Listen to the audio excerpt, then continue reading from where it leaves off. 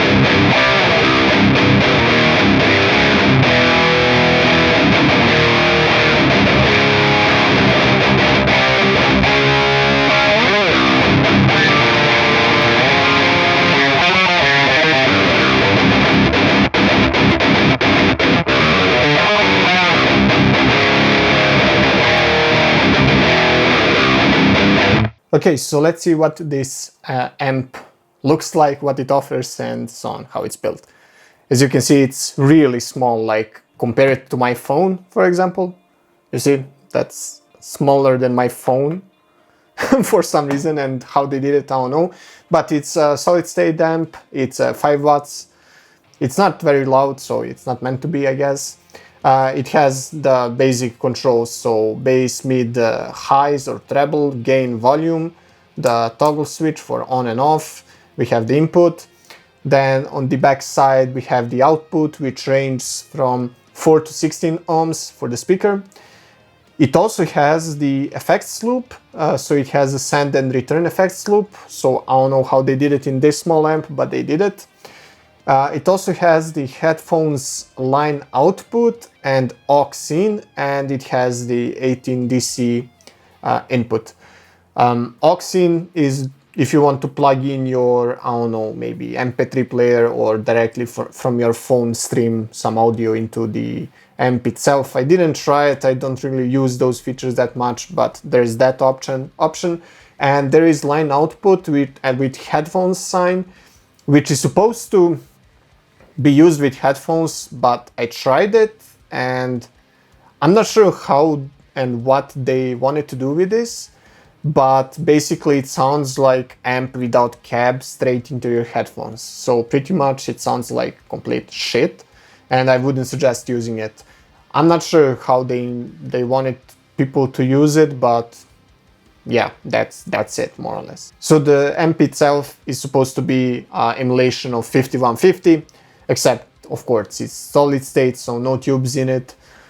It sounds quite okay in my opinion. It's not bad, but it's not super good. So it's very cheap amp and very small, and to be honest I don't know what's the target audience for it, but Hotone released it and they have other amps in the Nano Legacy series, so yeah, there's that. So we have from left to right bass, middle, high or treble EQ controls, gain and volume, and that's pretty much it. There's no brainer about it. We have the power switch and that's more or less it. So let's put all the knobs at noon and gain at noon, see what happens. The volume is maxed out because it's 5 watts. So yeah, let's see how it sounds.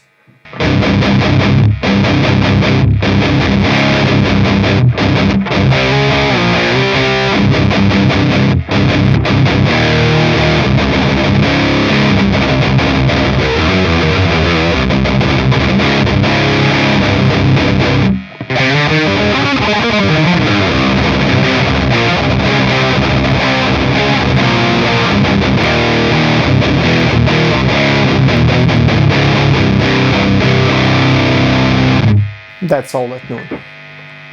So let's try reducing or boosting the gain to see how much range it has. So let's start by minimum gain. So this minimum gain.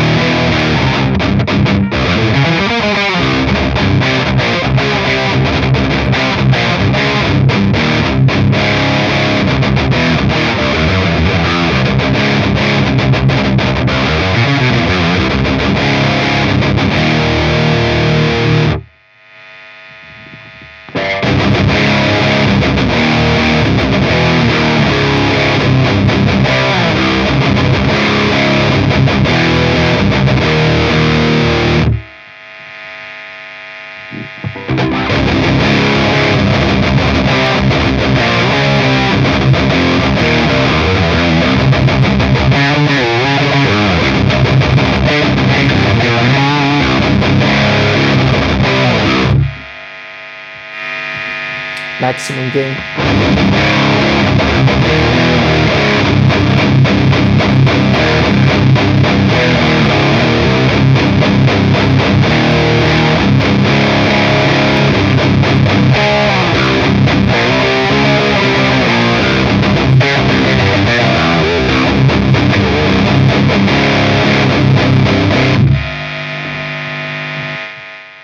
Okay, let's put at noon, gain at noon around, and yeah, let's see how the bass control behaves. As you can see, there's quite a weird bass going on.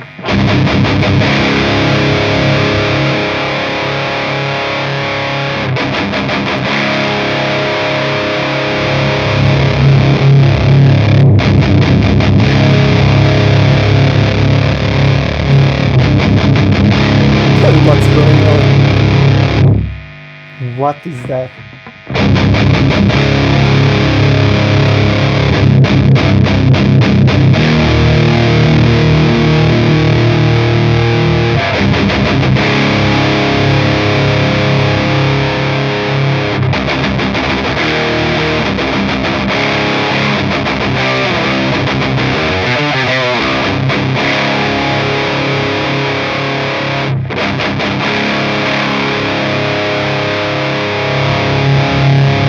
Let's do the same with mids.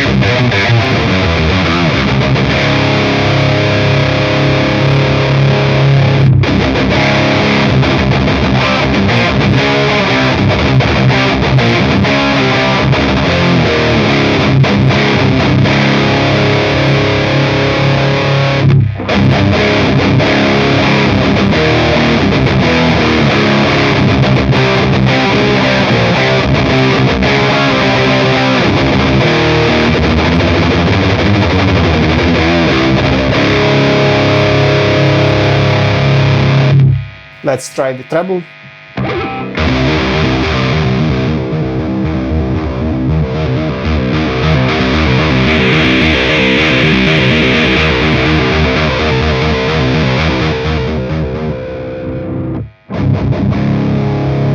Wow.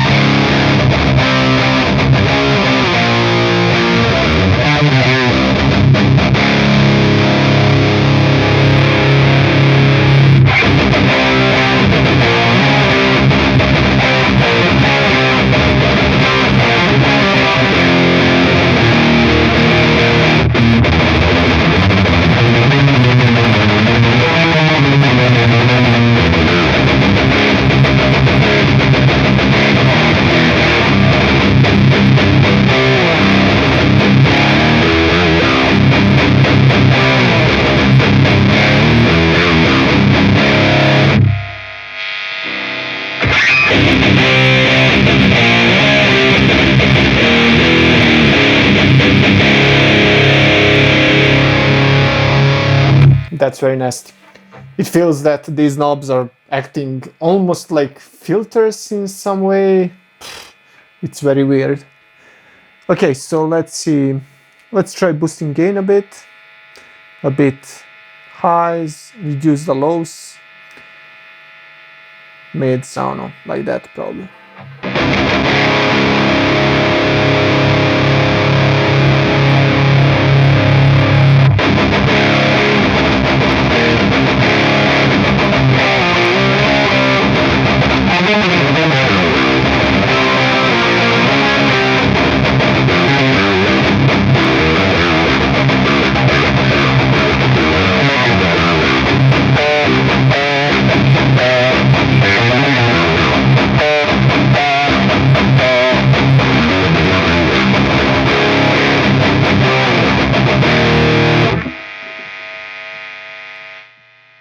bit tighter, I guess.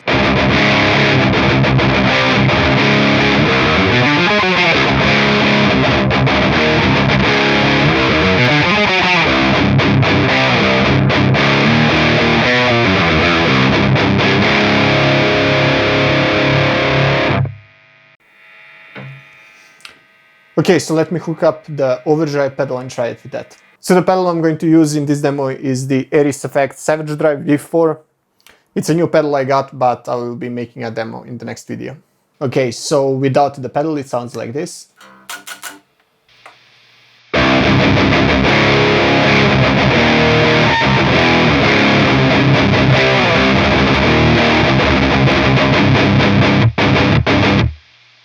And then let's engage the pedal.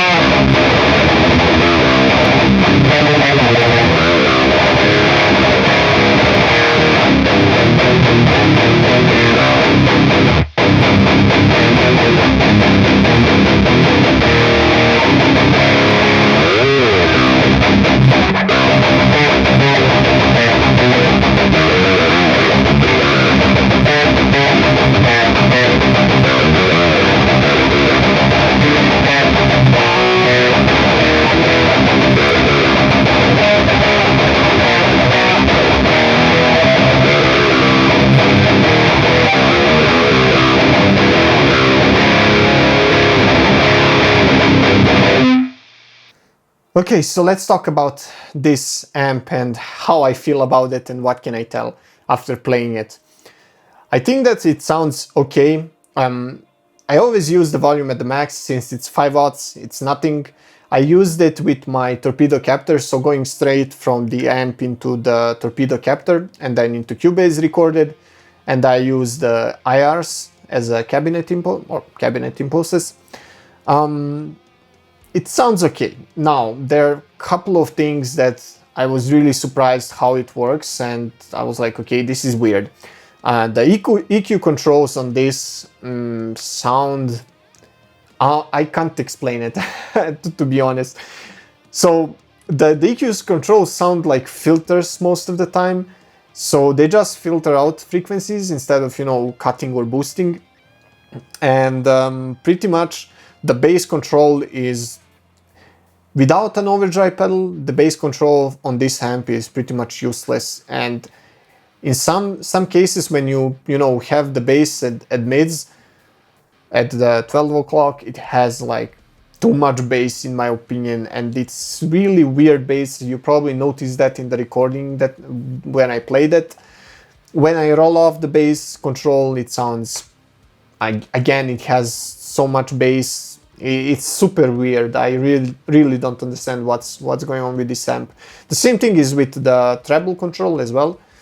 So pushing treble up high gives too much treble. Pushing treble, you know, not pushing but rolling off the treble brings it like cutting it completely out. So I would guess it acts like a filter, you know, low pass, high pass filter. Then the mids pretty much don't do much in this amp. They just, I don't know, I didn't feel like it made any difference, you know, rolling or pushing the mids. There is difference to a tone, but not that much of a difference. The biggest differences are between the bass and the treble knobs. The gain itself, when we roll it off, it sounds crunchy. It has gain and distortion, and then as you push it around the 9 o'clock, I would say it sounds the best in my opinion. 10, 11, pretty good still, and then as we go from 12 and up, I don't hear that much of a difference in terms of gain staging and how much gain it has. I'm pretty sure it pushes a lot of gain, but the differences are not that audible, I would say. There's no harmonic difference between, I don't know, gain at 12 and then maxed out gain. It just sounds like it adds noise. That's it. So as I said at the beginning, I'm not really sure who the target audience for this amp is. The main problem I have with this amp is that it's like 5 watts, and that's not loud enough even to cover up, you know, to hear yourself next to the drummer in the same room.